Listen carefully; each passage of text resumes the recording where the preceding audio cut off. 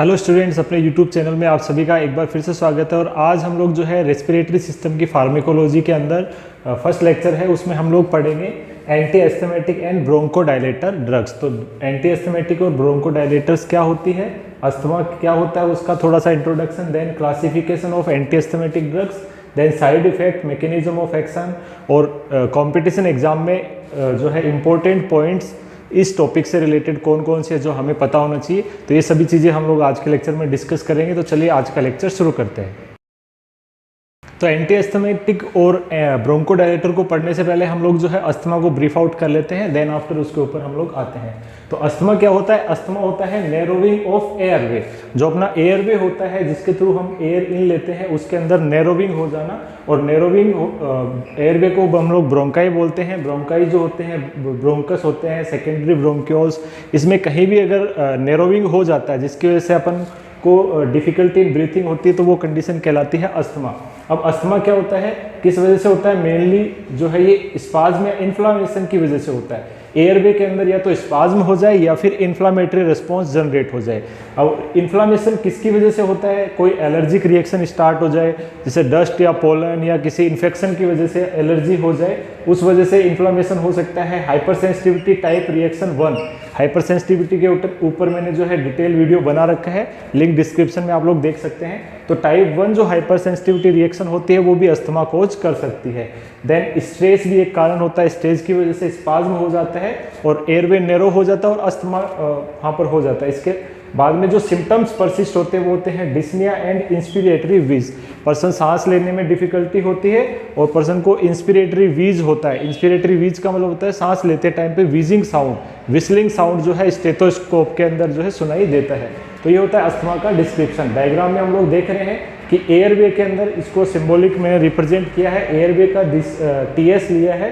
तो ये जो बीच का ल्यूमेन वाला एरिया होता है ये नॉर्मल होता है, नॉर्मल एक पर्सन का एयरवे हो गया। जबकि ये जो है अस्थमेटिक पेशेंट के अंदर जो होता है एयरवे जो है नैरो हो जाता है और उसी कंडीशन को जो है अस्थमा अपन लोग बोलते हैं। अब हम बात करते हैं एंटी अस्थमेटिक या ब्रोंकोडायलेटर ड्रग्स के बारे में। तो इनको अभी हमने अस्थमा के बारे में पढ़ा, देन हम लोग क्लासिफिकेशन पढ़ेंगे, बट क्लासिफिकेशन से पहले कुछ बेसिक पॉइंट्स इसके बारे में पढ़ लेते हैं। तो एंटी अस्थमेटिक या ब्रोंकोडायलेटर्स जो होती है ओरल, आईवी, आईएम या इनहेलेशन रूट से, इन चारों रूट से जो है दिया जा सकता है।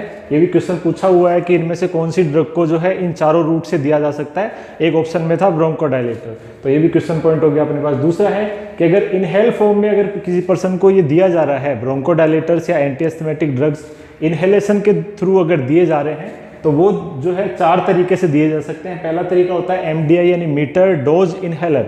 तो ये मीटर डोज इनहेलर, दूसरा स्पेसर, ये एक डिवाइस आते हैं, पंपिंग डिवाइस आते हैं जिसको पर्सन को ब्रीथ इन करते टाइम पे पुश किया जाता है, जिसकी वजह से वो जो भी पाउडर होता है पाउडर लंग्स तक चला जाए। तीसरा पीक फ्लो मीटर और चौथा नेबुलाइजर। तो इन 4 तरीकों से जो है इनहेलर मेडिसिन को जो है दिया जा सकता है। अब यहाँ पर कुछ इंपॉर्टेंट पॉइंट्स है कि जो इनहेलर मेडिसिन का अगर अपन लोग यूज करते हैं तो 10 से 20% ही जो अमाउंट होता है मेडिसिन या ड्रग का वो लंग तक पहुंचता है। बाकी जो 80% या 60 से 80% जो है अपनी ओरोफेरिंग्स के अंदर ही डिपॉजिट हो जाता है। इस वजह से क्या होता है कि जो person long term anti asthmatic या ब्रोंकोडायलेटर्स यूज करते हैं उनके अंदर, क्योंकि 80% 60 से 80% जो इनहेलर ड्रग होती है वो ओरोफेरिंग्स में रह जाती है। इसकी वजह से ओरोफेरिंजियल कैंडिडियासिस होने का चांसेस रहता है। एक फंगल इन्फेक्शन होता है जो कि ओरोफेरिंग्स के अंदर डेवलप हो जाता है। अब इसको प्रिवेंट करने के लिए क्या पेशेंट एजुकेशन जरूरी है, ये काफ़ी इंपॉर्टेंट पॉइंट है। तो ये हमें याद रखना है कि क्या पेशेंट एजुकेशन होना चाहिए। पहला कि sip of water before and after use. जब भी अपन लोग जो एमडीआई या स्पेसर का यूज करते हैं, इनहेलेशन मेडिसिन का यूज करते हैं, तो बिफोर एंड आफ्टर एक घूंट पानी का उसको पीना है, जिसकी वजह से एयरवे जो होगा वो क्लियर हो जाता है। दूसरा 5 मिनट गैप। अगर 2 टाइप की मेडिसिन इनहेल करनी है, 2 टाइप की अलग अलग ब्रोंकोडायलेटर या अलग अलग एंटी अस्थमेटिक यूज करनी है, तो उन दोनों के बीच में कम से कम 5 मिनट का गैप होना चाहिए। तीसरा इंपॉर्टेंट पॉइंट है होल्ड 10 सेकेंड। ब्रीथ जैसे इनहेल किया, इनहेल करने के बाद में जो है ब्रीथ को 10 सेकंड तक रोकना है, ताकि जो भी मेडिसिन लंग्स में गई है उसको टाइम मिले एब्जॉर्ब होने के लिए। ठीक है, तो ये 10 सेकंड वाला पॉइंट भी याद रखना है। और सबसे लास्ट में है 1 मिनट का गैप, यानी एक ही मेडिसिन की 2 ब्रीथ लेनी है आपको, तो पहला ब्रीथ 10 सेकेंड आपने रोका, उसके बाद में दूसरा इनहेलेशन है वो कम से कम 1 मिनट के बाद में आपको करना है। तो अपने पास पेशेंट एजुकेशन होगी, sip of water to prevent oropharyngeal candidiasis. दूसरा 5 मिनट का गैप, अगर 2 अलग अलग मेडिसिन है तो 5 मिनट का गैप।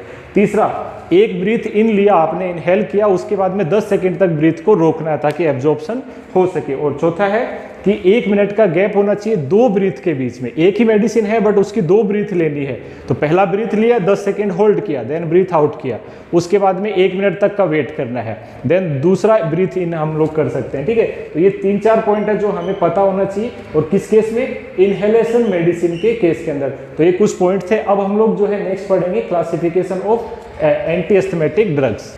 तो एंटी एस्थमेटिक ड्रग्स को टोटल 5 क्लासेस में क्लासिफाई किया गया है। पहला होता है ब्रोंकोडायलेटर्स, यानी ऐसी मेडिसिन जो कि ब्रोंकाई चूंकि नैरो हो गई थी अस्थमा में, उसको डायलेट करती है। दूसरी होती है अपने पास में एंटी इन्फ्लामेटरी या फिर कॉर्टिकोस्टेरॉइड। तो एंटी इन्फ्लामेटरी, इन्फ्लामेशन की वजह से अगर ल्यूमेन नैरो हो रहा है तो उसको कम करती है।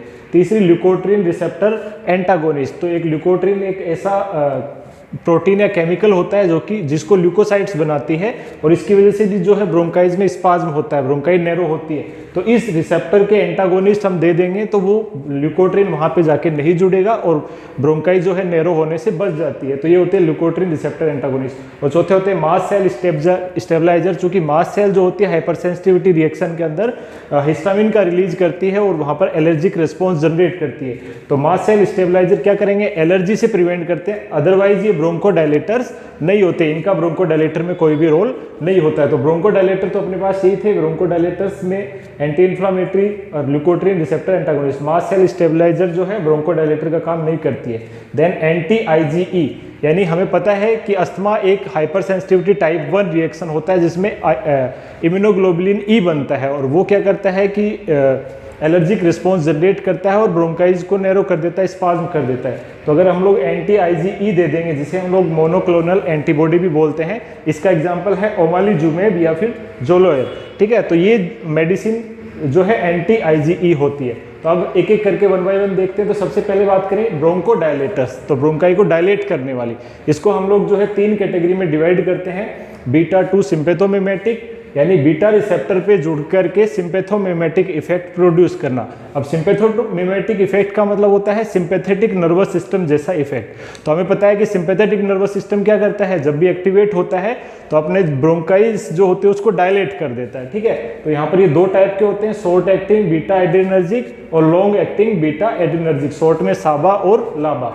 तो जो शॉर्ट एक्टिंग है वो इमीडिएट रिस्पॉन्स प्रोड्यूस कर दें, विद इन 10 मिनट ये जो है ब्रोंकाई को डायलेट कर देते हैं, और लेकिन इनका इफेक्ट जो होगा वो शॉर्ट होगा, शॉर्ट ड्यूरेशन के लिए होगा, अप टू 6 आवर होता है। जबकि लॉन्ग एक्टिंग है वो 1 या 2 दिन के बाद इफेक्ट प्रोड्यूस करते हैं, और लॉन्ग टर्म थेरेपी में इनको यूज किया जा सकता है। तो साबा के एग्जांपल हो गए साल्ब्यूटामोल, जो कि ड्रग ऑफ चॉइस होती है अस्थमा में, इसको एल्ब्यूट्रोल के नाम से भी हम लोग जानते हैं। दूसरा एग्जाम्पल साबा का हो गया एपिनेफ्रिन। तो ये 2 एग्जांपल हो गए। देन लाबा लॉन्ग एक्टिंग के अंदर अपने पास आ जाएंगे, लॉन्ग एक्टिंग बीटा 2 सिंपैथोमिमेटिक या सिंपैथो या फिर एड्रेनर्जिक भी इनको हम लोग बोल देते हैं। तो लाबा में आ जाएंगे साल्मेड्रोल और टर्ब्यूटलिन। तो ये दोनों एग्जांपल हो गए अपने लाबा, यानी ये दोनों ही कैटेगरी जो होती है बीटा 2 सिंपैथोमिमेटिक होती है, यानी सिंपैथेटिक नर्वस सिस्टम जैसा इफेक्ट प्रोड्यूस करती है बीटा रिसेप्टर के ऊपर जुड़ करके। आगे हम लोग मैकेनिज्म ऑफ एक्शन में इसको समझेंगे। देन जेंथिन्स दूसरे होते हैं। तो जेंथिन का पूरा नाम होता है मिथाइल जेंथिन के नाम से भी इनको जाना जाता है। ये भी लॉन्ग एक्टिंग मेडिसिन होती है और काफी इंपॉर्टेंट है। थियोफाइलिन एंड एमिनोफाइलिन इसके एग्जाम्पल होते हैं। देन थर्ड जो कैटेगरी है ब्रोंकोडायलेटर की वो होती है एंटीकोलिनर्जिक, यानी ऐसी मेडिसिन जो कि एसिटाइल कोलिन के एंटी होती है, यानी एसिटाइल कोलिन के ब्लॉकर्स होते हैं, तो वो होते हैं एंटीकोलिनर्जिक। इसके एग्जांपल हो जाएंगे इप्राट्रोपियम ब्रोमाइड और टायोट्रोपियम ब्रोमाइड। तो ये जो दोनों एग्जांपल है वो क्या होते हैं? एंटीकोलिनर्जिक मेडिसिन के होते हैं। और हमें पता है कोलिनर्जिक का काम होता है ब्रोंकोस्पाज्म करना, जबकि एंटीकोलिनर्जिक क्या करते हैं? मसल रिलैक्सेशन का काम करते हैं। तो ये तीनों कैटेगरी, जब मसल रिलैक्स होगी तो ब्रोंकाई डायलेट हो जाती है। तो ये तीनों कैटेगरी होगी अपने पास ब्रोंकोडायलेटर्स की। दूसरा हो गया एंटी इन्फ्लामेटरी, इन्फ्लामेशन को कम करने वाली मेडिसिन जैसे कि कॉर्टिकोस्टेरॉइड। तो कॉर्टिकोस्टेरॉइड को 2 तरीके से लिया जा सकता है, ओरल या फिर इनहेलेशन फॉर्म में। तो ओरल रूप में जो है प्रेडनिसोन है, हाइड्रोकोर्टिसोन है, और इनहेलेशन फॉर्म के अंदर बेक्लोमेथासोन है या फिर फ्लूटिकासोन, डाइप्रोपियोनेट है। इस तरीके की मेडिसिन एंटी इन्फ्लामेटरी की कैटेगरी के अंदर रखी जाती है। थर्ड क्लास अपनी ल्यूकोट्रीन रिसेप्टर एंटागोनिस्ट, इसमें आते हैं मोंटेल्यूकास्ट एंड जेफिरल्यूकास्ट। तो ये जो दोनों ड्रग है वो ल्यूकोट्रीन रिसेप्टर्स को एंटागोनाइज करती है, ब्लॉक करने का काम करती है। आगे मैकेनिज्म ऑफ एक्शन में देखेंगे। चौथा होता है मास्ट सेल इनहिबिटर्स या स्टेबलाइजर, यानी मास्ट सेल को रोकने वाली। और मास्ट सेल किसका प्रोडक्शन करती है? हिस्टामिन का।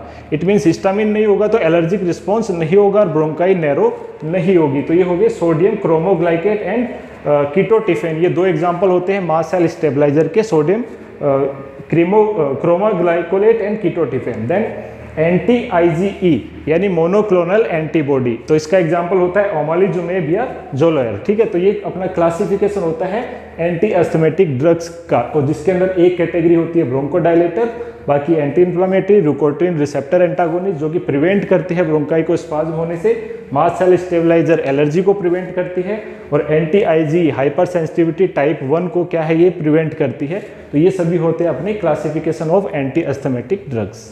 अब हम लोग बात करते हैं मैकेनिज्म ऑफ एक्शन क्या होता है एंटी एस्थमेटिक ड्रग का। तो अभी हमने जो क्लासिफिकेशन में 5 कैटेगरी पढ़ी, तो उसमें जो फर्स्ट कैटेगरी थी अपनी ब्रोंकोडायलेटर, पहले उसको हम लोग देख लेते हैं, 1 बाय 1 सभी का मैकेनिज्म ऑफ एक्शन देखेंगे। तो ब्रोंकोडायलेटर्स को हमने 3 टाइप में कैटेगराइज किया था, बीटा 2 सिंपैथोमिमेटिक या एड्रेनर्जिक, जैंथिन या मिथाइल जैंथिन, और तीसरा एंटी कोलिनर्जिक्स। तो ये तीनों क्या थे? जैसे बीटा 2 सिंपैथोमिमेटिक 2 टाइप के थे, लाबा और साबा, यानी लॉन्ग एक्टिंग और शॉर्ट एक्टिंग। वो क्लासिफिकेशन था, लेकिन मैकेनिज्म ऑफ एक्शन दोनों का सेम होता है। तो ये क्या करते हैं? Beta 2 sympathomimetic like sympathetic response, sympathetic nervous system के रिस्पॉन्स की तरह क्या करते हैं? बीटा 2 रिसेप्टर के ऊपर जाकर के जुड़ जाते हैं और उसके जैसा इफेक्ट प्रोड्यूस करते हैं, इसलिए इसे हम लोग बोलते हैं बीटा 2 रिसेप्टर एगोनिस्ट। और बीटा 2 रिसेप्टर का रोल होता है ब्रोंकोडायलेशन प्रोड्यूस करना। एक्चुअली रिसेप्टर 2 टाइप के होते हैं यहाँ पर, अल्फा रिसेप्टर और बीटा रिसेप्टर। तो अल्फा रिसेप्टर तो कॉन्स्ट्रिक्शन करता है, जबकि बीटा रिसेप्टर में बीटा 1 और बीटा 2, तो बीटा 1 हार्ट के अंदर पाया जाता है जो कि कार्डियक कॉन्ट्रैक्टिलिटी को बढ़ाता है, जबकि बीटा 2 रिसेप्टर होता है वो ब्रोंक्यूल्स को क्या करता है? डायलेट करने का काम करता है। तो ये होता है, और साथ ही साथ में ये ब्लड वेसल्स को भी डायलेट करता है। तो बीटा 2 रिसेप्टर क्या करता है? ब्रोंकोडायलेशन का काम करता है। इस तरीके से इसको हम लोग एड्रीनर्जिक, बीटा 2 एड्रीनर्जिक के नाम से भी इनको जानते हैं। इन मेडिसिन को क्लासीफाई किया था हमने साबा और लाबा में, शॉर्ट एक्टिंग और लॉन्ग एक्टिंग। तो ये हमने क्लासिफिकेशन देखा था। दूसरा मैकेनिज्म ऑफ एक्शन देखते हैं मिथाइल जैंथिन्स का। तो मिथाइल जैंथिन्स क्या होते हैं? ये ब्रोंकोडायलेशन करते हैं, साथ ही साथ में ये क्या करते हैं? CNS, कार्डियक और गैस्ट्रिक स्टिमुलेशन भी प्रोड्यूस करते हैं। इसकी वजह से इनके जो है साइड इफेक्ट भी इन्हीं से रिलेटेड आते हैं। तो जैंथिन्स का याद रखना कि जैंथिन्स क्या होती है? सेंसिटिव ड्रग होती है, थोड़ी भी डोज या सीरम लेवल इनका ज़्यादा होता है, आगे देखेंगे हम लोग। तो ज़्यादा होने पे टॉक्सिसिटी कोज कर देते हैं। तो उस टाइम पे इस तरीके के साइड इफेक्ट CNS से रिलेटेड, कार्डियक से रिलेटेड और गैस्ट्रिक से रिलेटेड जो है साइड इफेक्ट वहाँ पर देखे जाते हैं पेशेंट के अंदर। तो क्लोज मॉनिटरिंग जरूरी होती है जैंथिन्स के अंदर, जैसे थियोफाइलिन और एमिनोफाइलिन हमने पढ़े थे। अब इसका मैकेनिज्म ऑफ एक्शन क्या है? ये ब्लॉक करती है फॉस्फोडाइएस्ट्रेज को। इनको फॉस्फोडाइएस्ट्रेज इनहिबिटर भी हम लोग बोल सकते हैं। एक एंजाइम होता है फॉस्फोडाइएस्ट्रेज, और ये फॉस्फोडाइएस्ट्रेज कम होने से एक्चुअली होता क्या है? अपने जो सेलुलर लेवल पे साइक्लिक AMP का जो लेवल होता है वो बढ़ जाता है, और साइक्लिक AMP जो होते हैं अपने एड्रिनल मेडुला से क्या करते हैं? एपिनेफ्रिन का सिक्रीशन करवाते हैं। और एपिनेफ्रिन क्या होता है? हमें पता है एड्रिनर्जिक या सिंपैथोमिमेटिक हार्मोन होता है। तो जैसे ही एपिनेफ्रिन बॉडी से रिलीज होगा, सिंपैथेटिक रिस्पॉन्स जो कि ये ड्रग कर रही थी वो स्टिमुलेट हो जाएगा, और स्टिमुलेट होने के बाद में क्या होगा? चूंकि एपिनेफ्रिन सिंपैथेटिक नर्वस सिस्टम को एक्टिवेट करता है, तो ब्रोंकोडायलेशन वहां पर क्रिएट होगा। तो ये होता है अपना जैंथिन्स का मैकेनिज्म ऑफ एक्शन। सबसे लास्ट में देखते हैं एंटी कोलिनर्जिक का मैकेनिज्म ऑफ एक्शन क्या है। तो एंटी कोलिनर्जिक क्या करते हैं? एसिटाइल कोलिन के रिसेप्टर, जिसे हम लोग जो है मस्केरेनिक रिसेप्टर के नाम से जाने जाते हैं। तो मस्केरेनिक रिसेप्टर को ब्लॉक कर देंगे। अब एसिटाइल कोलिन वहां पे आके नहीं जुड़ेगा, और एसिटाइल कोलिन पता है हमें मसल कॉन्ट्रैक्शन में हेल्प करता है। तो मसल कॉन्ट्रैक्शन या मसल स्पाज्म जो हो रहा था वो प्रिवेंट हो जाएगा। इस तरीके से रिलीव करते हैं ब्रोंकोस्पाज्म को। तो जब भी ब्रोंकोस्पाज्म होता है, एंटी कोलिनर्जिक मेडिसिन वहां पर दी जा सकती है अस्थमा के पेशेंट को। तो ये होते हैं अपने तीनों के मैकेनिज्म ऑफ एक्शन। अब हम लोग नेक्स्ट के देखते हैं। सेकेंड मैकेनिज्म ऑफ एक्शन की बात करें तो जैसे कोर्टिकोस्टेरॉइड्स जो होते हैं, जिसे हम लोग बोलते हैं एंटी इन्फ्लामेटरी मेडिसिन, तो कोर्टिकोस्टेरॉइड्स क्या करते हैं, इनहिबिट करते हैं आईजीई के फॉर्मेशन को। तो आईजीई जिसे बी लिम्फोसाइट बनाती है, प्लाज्मा सेल बनाती है, उसके फॉर्मेशन को ये क्या कर देते हैं, इनहिबिट कर देते हैं। इस तरीके से जो है टाइप 1 हाइपर सेंसिटिविटी रिएक्शन रुक जाती है और इन्फ्लामेटरी रिस्पॉन्स जो था वो रुक जाता है, क्योंकि आईजीई जो होती है वो मास्ट सेल को और बेसोफिल को ट्रिगर करके जो है हिस्टामिन का रिलीज करवाती है, जिसकी वजह से एलर्जिक रिएक्शन स्टार्ट होती है, इन्फ्लामेटरी रिस्पॉन्स स्टार्ट होता है। तो उस चीज़ को प्रिवेंट कर देते हैं किस तरीके से, आईजीई की फॉर्मेशन को ब्लॉक करके। देन तीसरे आते हैं अपने पास ल्यूकोट्रिन रिसेप्टर एंटागोनिस्ट, जैसे कि मोंटेल्यूकास्ट और जेफिल्यूकास्ट थे। वो क्या करते हैं, ब्लॉक कर देते हैं ल्यूकोट्रिन को, ल्यूकोट्रिन के रिसेप्टर्स को क्या कर देते हैं, ब्लॉक कर देते हैं। अब ल्यूकोट्रिन क्या था, एक ऐसा केमिकल था जिसको ल्यूकोसाइट बनाती है, और बना करके ये क्या करता है, ब्रोंकोस्पाज्म के लिए रिस्पॉन्सिबल होता है। तो जब ल्यूकोट्रिन ही प्रिवेंट हो जाएगा तो ब्रोंकोस्पाज्म भी नहीं हो जाएगा। तो ये इस तरीके से अस्थमा और राइनाइटिस की कंडीशन को, एलर्जिक राइनाइटिस और अस्थमा की कंडीशन को प्रिवेंट कर देती है। इसलिए जो ल्यूकोट्रिन रिसेप्टर एंटागोनिस्ट होती है उनको इमरजेंसी केस में यूज नहीं किया जाता है, लॉन्ग टर्म यूज किया जाता है ताकि प्रिवेंट कर सके, और इसके साइड इफेक्ट कम होते हैं। इसलिए जो बच्चों के अंदर जो होते हैं मेनली सेफ ड्रग मानी जाती है, जो कि लॉन्ग टर्म के लिए इसको दिया जा सकता है। देन फोर्थ होती है अपनी मास्ट सेल स्टेबलाइजर्स। तो जैसा कि नाम से समझ में आ रहा है, ये मास्ट सेल को क्या करते हैं, स्टेबलाइज करते हैं। और मास्ट सेल का क्या फंक्शन होता है, हिस्टामिन का रिलीज कराना। तो इस तरीके से ये जो ड्रग्स होती है, ठीक है, क्रोमोग्लाइकेट जो थी अपने पास और कीटोटिफेन थी, ये ड्रग क्या करती है, ब्लॉक कर देती है हिस्टामिन रिलीज को बाय द मास्ट सेल। तो मास्ट सेल जब हिस्टामिन ही नहीं बनाएगी तो एलर्जिक रिस्पॉन्स जो है स्टार्ट नहीं होगा। तो इनको जो है ओनली प्रोफाइलेक्टिक यूज किया जाता है। मैंने पहले ही बताया कि एज ए ब्रोंकोडायलेटर यूज नहीं होती है। कैसे यूज होती है, केवल एलर्जिक रिस्पॉन्स को प्रिवेंट करने के लिए, ओनली प्रोफाइलेक्टिक प्रिवेंटिव मेडिसिन के रूप में इनका यूज किया जा सकता है। देन पांचवी होती है अपने पास एंटी आईजीई। तो एंटी आईजी मोनोक्लोनल एंटीबॉडीज होती है जो कि क्या करती है, बाइंड कर लेती है आईजीई को। आईजी एंटीबॉडी जो कि टाइप 1 हाइपर सेंसिटिविटी रिएक्शन कर रही थी, जिसकी वजह से अस्थमा हो रहा था, उस एंटीबॉडी को इन्होंने क्या कर लिया, बाइंड कर लिया। अब आईजीई एंटीबॉडी जो होगी वो मास्ट सेल और बेसोफिल पे जाके जुड़ती है। जुड़ने के बाद में क्या करती है, जो भी इन्फ्लामेटरी रिस्पॉन्स है वो स्टार्ट होता है। लेकिन आईजीई एंटीबॉडी को इन्होंने बाइंड कर लिया। बाइंड करने के बाद में क्या होगा, वो इन रिसेप्टर से जाके नहीं जुड़ेगी और आगे का जो रिस्पॉन्स था इन्फ्लामेटरी रिस्पॉन्स नहीं होगा। लेकिन इसका एक साइड इफेक्ट होता है, क्योंकि ये इम्यूनोसप्रेसेंट का काम भी करती है, इसलिए इम्यूनिटी वीक हो जाती है, तो पर्सन को अदर इन्फेक्शन होने के चांसेस रहते हैं, जिसके लिए उनको प्रिवेंट करना जरूरी होता है। तो ये होते हैं इनके मैकेनिज्म ऑफ एक्शन। नेक्स्ट हम लोग साइड इफेक्ट देखते हैं कि जो भी अपनी एंटीस्थमेटिक ड्रग थी, ब्रोंकोडायलेटर्स है, एंटीकोलिनर्जिक्स है, या फिर मास्ट सेल इनहिबिटर्स है, या फिर ल्यूकोट्रिन रिसेप्टर एंटागोनिस्ट है, उन सब के क्या क्या साइड इफेक्ट्स आते हैं। तो पांचों कैटेगरी के कुछ कॉमन साइड इफेक्ट जो है मैंने लिस्ट किए हैं। पाल्पिटेशन होना, यानी abnormal awareness of heart beat जो है पाल्पिटेशन कहलाता है। नर्वसनेस होना, नोजिया, वोमिटिंग, ट्रिमर्स आना, हाइपोटेंशन, बीपी कम हो जाना, रेस्टलेसनेस हो जाना। इसके अलावा सीएनएस के कुछ साइन दिखाई देते हैं, डिलीरियम, कन्वर्जन, ड्राउजीनेस। इसके अलावा एंटीकोलिनर्जिक थे, उनकी वजह से ड्राई माउथ, टेकिकार्डिया हो जाता है। और ओरल थ्रस, जो भी इनहेलेशन मेडिसिन लेते हैं उसकी वजह से ओरल थ्रस हो सकता है, क्योंकि वहाँ पर जो मेडिसिन है वो 60 से 80% ओरोफेरिंग्स में रुक जाती है, जिसकी वजह से ओरल कैंडिडियासिस इन्फेक्शन हो सकता है, ओरोफेरिंजियल कैंडिडा इन्फेक्शन हो सकता है। तो ये कुछ कॉमन साइड इफेक्ट थे जो कि अपनी एंटी अस्थमेटिक ड्रग्स है उनकी वजह से हो सकते हैं। अब सबसे लास्ट में हम लोग जो है इंपॉर्टेंट पॉइंट्स देखते हैं इस टॉपिक से, जो कि कॉम्पिटिशन एग्जाम के लिए इंपॉर्टेंट होते हैं, तो हमें पता होना चाहिए। तो पहला पॉइंट है, इफ एलर्जी विद पीनट, अगर किसी पर्सन को पीनट से एलर्जी है, क्योंकि पीनट में लेसिथिन एक कंपाउंड पाया जाता है, तो उस पर्सन को अवॉइड करना चाहिए इप्राट्रोपियम ब्रोमाइड। या फिर उल्टा क्वेश्चन पूछा जा सकता है कि एक पर्सन है वो इप्राट्रोपियम ब्रोमाइड, जो कि एंटीकोलिनर्जिक हमने पढ़ा था, बीटा 2 एड्रेनर्जिक का थर्ड पार्ट था जो एंटीकोलिनर्जिक, इप्राट्रोपियम ब्रोमाइड। तो इप्राट्रोपियम ब्रोमाइड ले रहा है, उस पर्सन से क्या हिस्ट्री लेना चाहिए, तो उससे हिस्ट्री ये लेना चाहिए, ये पूछना चाहिए कि क्या उसको पीनट से एलर्जी है या लेसिथिन से एलर्जी, यानी मूंगफली जो होती है, पीनट होती है, उससे कोई एलर्जी तो नहीं है। क्योंकि पीनट के अंदर भी लेसिथिन होता है और इप्राट्रोपियम ब्रोमाइड जब मेटाबोलाइज होता है तो भी लेसिथिन बनता है, तो बॉडी में लेसिथिन की टॉक्सिसिटी हो सकती है, इस वजह से इंपॉर्टेंट पॉइंट है। दूसरा पॉइंट है कि अगर कोई पर्सन जेंथिन या मिथाइल जेंथिन ले रहा है, जैसे एमिनोफाइलिन है, थियोफाइलिन है, अगर वो ले रहा है तो उसको जो है अवॉइड करनी चाहिए T, coffee, Cola and chocolates. तो ये प्रोडक्ट्स, ये काफ़ी इंपॉर्टेंट पॉइंट है, इन्हें पता होना चाहिए, ठीक है। क्योंकि इन प्रोडक्ट्स में भी जेंथिन पाया जाता है, जेंथिन रिंग होती है वो पाई जाती है। तो जेंथिन का जो लेवल होगा बॉडी में अगर जस्ट डबल भी हो जाता है तो टॉक्सिसिटी वो कॉज कर सकता है, आगे हम लोग देखेंगे। तो जेंथिन को अवॉइड करना, जेंथिन वाली मेडिसिन एमिनोफाइलिन, थियोफाइलिन ले रहा है तो ये प्रोडक्ट्स है उसको अवॉइड करने चाहिए, नहीं कंज्यूम करना चाहिए, ठीक है। देन थर्ड है कि अगर इनहेलेशन मेडिसिन अगर कोई पेशेंट ले रहा है इनहेल के थ्रू, स्पेसर या एमडीआई के थ्रू ले रहा है, मीटर डोज इनहेलर से ले रहा है, तो उस पेशेंट को क्या एजुकेशन देनी चाहिए।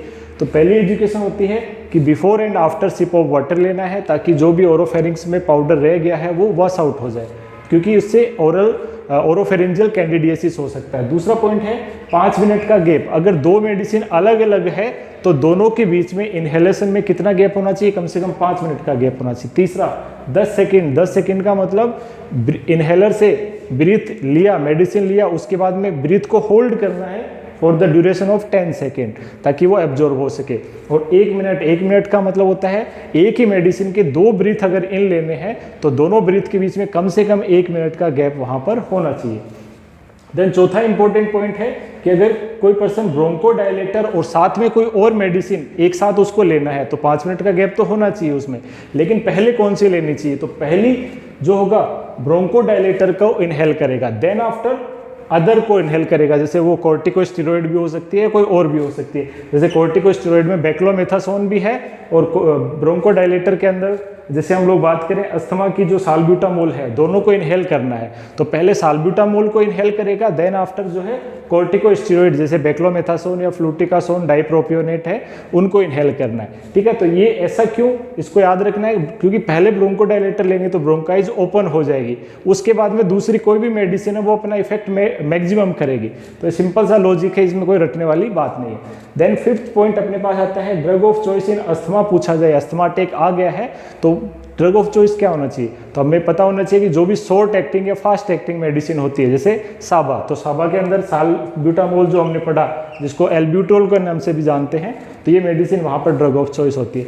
लेकिन एक कंडीशन होती है जिसे हम लोग बोलते हैं नॉक्टर्नल अस्थमा, यानी नाइट के अंदर पर्सन को सोते सोते अस्थमा अटैक आ जाता है, तो उसको हम लोग बोलते हैं नॉक्टर्नल अस्थमा। तो उसमें चॉइस क्या होगी, तो वहाँ पर शॉर्ट टर्म तो नहीं दे सकते क्योंकि नाइट में अस्थमा अटैक आया है, तो नाइट में सोने से पहले पर्सन जो है साल्मेट्रोल, जो कि लाबा के अंदर हमने पढ़ा था, वो रेगुलर कंडीशन में लिया जा सकता है। अगर कोई ऐसा पर्सन डायग्नोज्ड है तो उस पर्सन में साल्मेट्रोल यानी लाबा वाली मेडिसिन वो ले सकता है। देन सातवां पॉइंट है कि जो साबा होती है उसका जो स्टार्ट ड्यूरेशन होता है, शॉर्ट एक्टिंग या फास्ट एक्टिंग मेडिसिन होती है, साल्ब्यूटामोल जिसे एल्ब्यूट्रोल भी बोलते हैं हम लोग, और एपिनेफ्रिन है, वो विदिन 10 मिनट जो है अपना इफेक्ट प्रोड्यूस करना स्टार्ट कर देती है, विदिन 10 मिनट ब्रोंकाइज को डायलेट कर देती है, और मैक्सिमम इनका ड्यूरेशन होता है 6 घंटे का। तो ये हमें पता होना चाहिए। जैसे कि साल्ब्यूटामोल, तो साल्ब्यूटामोल का अगर पूछे ऑनसेट ऑफ एक्शन 10 मिनट, और कब तक मैक्सिमम इफेक्टिव रहती है, वो 6 आवर्स तक जो है इफेक्टिव रहती है। अब आखिरी 3 पॉइंट और देखते हैं। तो 8वां पॉइंट होता है कि क्वेश्चन विद ब्रोंकोडायलेटर। अगर कोई पर्सन ब्रोंकोडायलेटर ले रहा है तो क्या क्या क्वेश्चंस उसको होनी चाहिए, क्या क्या चेतावनी उसको पहले दी जानी चाहिए कि उसको क्या क्या कंडीशन है। तो हिस्ट्री में ये चीज़ें ले सकते हैं कि क्या पर उस पर्सन को डायबिटीज मेलाइटिस है, क्या उसको क्लोज एंगल ग्लूकोमा है, क्या उस पर्सन को हाइपरटेंशन है, क्योंकि ब्रोंकोडायलेटर्स जो होते हैं वो बीटा एगोनिस्ट होते हैं जो कि इन तीनों कंडीशन को क्या करते हैं, स्टिमुलेट कर सकते हैं, ठीक है। तो डायबिटीज मेलाइटिस कर सकते हैं, कर नहीं सकते इट मीन्स अगर किसी पेशेंट को डायबिटीज है तो उसको और ज़्यादा इंड्यूस कर सकते हैं। क्लोज एंगल ग्लूकोमा, ग्लूकोमा में मैंने डिटेल वीडियो बना रखा है, चाहे तो आप लोग चेक कर सकते हैं, लिंक डिस्क्रिप्शन में है। तो क्लोज एंगल ग्लूकोमा है तो उस कंडीशन को भी एक्सजर्बेट कर सकते हैं। हाइपरटेंशन है तो हाइपरटेंशन को भी एक्सजर्बेट कर सकते हैं। तो ये पहले ही उस पर्सन को क्वेश्चन होना चाहिए, पूछा जाना चाहिए, ठीक है। तो ये इंपॉर्टेंट पॉइंट है कि क्या क्या चीज़ें क्वेश्चन या क्या क्या चीज़ें उस पेशेंट से हिस्ट्री में लेना चाहिए। 9वां पॉइंट है डोज ऑफ जेंथिन, क्योंकि जो जेंथिन होती है वो काफ़ी उसका टीआई रेशियो जो होता है वो नैरो होता है, इस वजह से काफ़ी रिस्की मेडिसिन होती है मिथाइल जेंथिन, जैसे कि एमिनोफाइलिन एंड थियोफाइलिन। तो ये जो ड्रग है मस्ट बी मॉनिटर्ड, इनकी जो डोज होती है और सीरम लेवल होता है वो मॉनिटर किया जाना जरूरी होता है, क्योंकि वो टॉक्सिसिटी बॉडी में कर सकते हैं। और यहाँ पे जेंथिन का एक अभी पढ़ा था कि टी कॉफ़ी अगर कोई कंज्यूम कर रहा है, जेंथिन भी ले रहा है, तो टी कॉफ़ी नहीं लेना चाहिए, वो भी एजुकेशन उसको दिया जाना चाहिए, क्योंकि इसका टीआई रेशियो क्या होता है, नैरो होता है। टीआई रेशियो क्या होता है, toxic dose upon therapeutic dose का रेशियो होता है। तो ये रेशियो अगर कम आता है वो ड्रग उतनी ही ज़्यादा डेंजरस होती है, और रेशियो जितना ज़्यादा आएगा वो उतनी ही सेफ होती है। ठीक है। देन डोज जो होती है इस जेंथिन की, मिथाइल जेंथिन की जो डोज होती है एमिनोफाइलिन और थियोफाइलिन की, अगर डोज पूछे तो वो मिनिमम डोज से मैक्सिमम डोज 6 mg पर केजी से जो है 24 mg पर केजी की डोज उसको दी जा सकती है according to patient condition, body weight के अनुसार। तो 6 mg पर केजी, यानी किसी का बॉडी वेट 50 किलो है तो मिनिमम जो डोज होगी वो 6 × 50 और मैक्सिमम डोज उसको जो है एक दिन में 24 × 50 ये दिया जा सकता है according to condition need. Then यहाँ पर सीरम लेवल मॉनिटर करके ही हम लोग जो है इसकी मॉनिटरिंग कर सकते हैं। तो उस पर्सन का जो सीरम लेवल है इस थेरेप्यूटिक डोज के अंदर 10 से 20 माइक्रोग्राम पर ml ब्लड होना चाहिए, यानी 1 ml ब्लड में जो उसका होगा 10 से 20 माइक्रोग्राम। काफ़ी इंपॉर्टेंट पॉइंट्स यहाँ पर हम लोग डिस्कस कर रहे हैं। सीरम लेवल जो होगा 10 से 20 माइक्रोग्राम पर ml एमिनोफाइलिन एंड थियोफाइलिन का होना चाहिए। अगर ये 20 से ज़्यादा हो जाता है तो वो टॉक्सिसिटी कोज कर दे सकता है। तो हम लोग देख रहे हैं इसका टॉक्सिक लेवल कितना है 20 और थेरेप्यूटिक लेवल कितना है 10 से 20, तो ये रेशियो जो होगा वो कितना होगा, कम होगा। तो इस वजह से ड्रग की मॉनिटरिंग, क्लोज मॉनिटरिंग करना जरूरी होता है। अगर टॉक्सिक इफेक्ट होते हैं तो वहाँ पर ये सिम्टम्स आते हैं रेस्टलेसनेस और पाल्पिटेशन। तो उल्टा भी पूछ सकते हैं कि एक पर्सन है एमिनोफाइलिन या थियोफाइलिन ले रहा है जो कि मिथाइल जेंथिन्स होते हैं, पर्सन में रेस्टलेसनेस या फिर पाल्पिटेशन होने लग गया है तो उसको क्या समझना चाहिए, यानी उस पर्सन में टॉक्सिसिटी हो चुकी है। इट मीन्स फर्स्ट एक्शन क्या होना चाहिए वहाँ पर, तो immediately stop the dose, dose को तुरंत जो होता है बंद कर दिया जाना चाहिए। तो ये यहाँ पर रिस्पॉन्सिबिलिटी होती है और फिजिशियन को इन्फॉर्म करना चाहिए। देन सबसे लास्ट और 10वां पॉइंट होता है कि जब भी जेंथिन्स दिए जाते हैं वो स्लो इन्फ्यूज किए जाते हैं। वही कारण है क्योंकि इनका टीआई रेशियो नैरो होता है। जैसे इनका सीरम लेवल ज़्यादा होता है तो वहाँ पर वो टॉक्सिसिटी कोज कर सकते हैं। यहाँ पे एक और पॉइंट है कि टॉक्सिसिटी को चेक करने के लिए सीरम लेवल जो होता है डोज देने के 4 घंटे के बाद में, जो यहाँ पर एक चीज़ और ऐड कर लेना आप लोग, जब भी पर्सन डोज लेता है उसके 4 घंटे के बाद में जो होता है सीरम लेवल को चेक किया जाना चाहिए। अगर वो 20 से ज़्यादा मिल रहा है या फिर ये सिम्टम्स आ रहे हैं तो इमीडिएटली डोज को कम किया जाना ये चाहिए या स्टॉप कर दिया जाना चाहिए। देन स्लो इन्फ्यूजन किया जाना चाहिए जेंथिन्स का, जो कि अगर 250 mg अगर किसी को दिया जाना है तो 250 mg को 15 से 20 मिनट धीरे धीरे करके 15 से 20 मिनट में इन्फ्यूज किया जाना चाहिए। तो ये पॉइंट होते हैं अपने पास जो कि कंपटीशन एग्जाम्स के लिए काफ़ी इंपॉर्टेंट है। और अगर आज का वीडियो इन्फॉर्मेटिव लगा हो तो वीडियो को लाइक और शेयर जरूर कर देना। चैनल को सब्सक्राइब नहीं किया तो सब्सक्राइब कर देना, बेल आइकन पर जरूर क्लिक कर देना ताकि अगला वीडियो आप तक सबसे पहले पहुंचे। Thank you very much.